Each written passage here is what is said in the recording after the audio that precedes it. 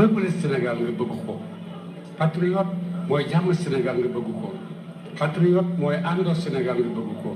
patriote mooy dimbalante ci luy développé nit ñi ñu génn ci pauvreté àgg ci dara loo xam ne ñoo ko moomal seen bopp loolu lañ yaakaar ne mooy jikko patriote te noonu la war a mel waaye patriote rey leen lakk leen dóor leen xas leen saaga leen vraiment kenn xamul Sénégalais boobu fu mu bàyyeekoo kenn xamul Sénégalais boobu fu mu bàyyeekoo. ñoo ngi gërëm président Macky ci taxawaayam parce que lii yëpp bu amutoon taxawaay duñ ko am bu amutoon taxawaay duñ ko am waaye nag am na taxawaay boo xam ne taxawaayu góor la taxawaay bu dëgër la taxawaayu kilifa la bu xam fu mu jëm. xëy na bu ma génnee gars yi dinañ ma saaga mais saaga leen wàññiwul dara su fekkee saaga mooy indi développement saaga leen wàññiwul dara su fekkee saaga ma bàyyi moo leen di développé seen réew wala saaga leen bu baax a baax su fekkee nag saaga noonu lay indi ak xeex ak xuloo war ngeen a def dànk bala ngeen ko def nit ñi amul benn njëriñ amul benn njëriñ. wallaay Ñas Kumba sa waajur kenn mënu koo xas kenn mënu koo xas kenn mënu koo saaga mënul nekk Cheikh Ibrahima ku dem Nigéria départ Nigéria ba ñëw Niger ba ñëw Sénégal xam ne wallaay azim du ñii ñoo mën taxaw wallaay yàq sa der Ñas kii way juram bu góor Cheikh Ibrahima Ñas boo demee ca la sigiri Sénégal ca Nigéria foo toll dégg laa ilaha illallah Baay moo fa dem Baay moo fa waaraate Baay moo fa jàngale Baay moo fa dugal nit ñi ci diine islam Cheikh Barhama Niass Kumba Abdullahi da koo liggéey tabarakallah masha allah génn réew mi Gambie gii boo fa demee génn réew Mali gii boo fa demee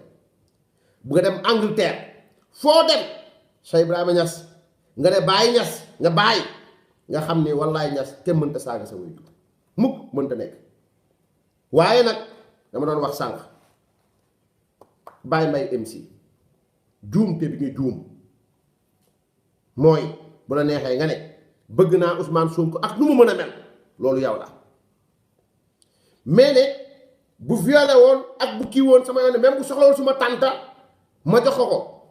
heureusement ba waxoo sama bàjjen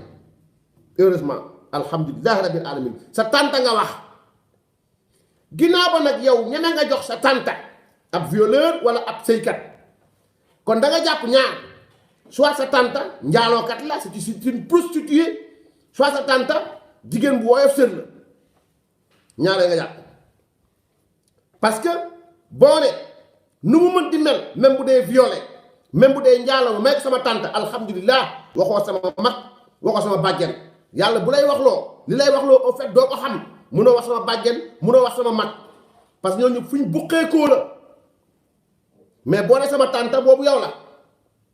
mais da nga fàtte ni da nga wax mooy bu dee Ousmane Sonko violeur la bu dee Ousmane Sonko caga la bu ñëwee ma may ko sama tànta fa lillahi alhamdu kon ñaar moo am soit tànta prostituée la wala sa tànta jigéen boo yof sër la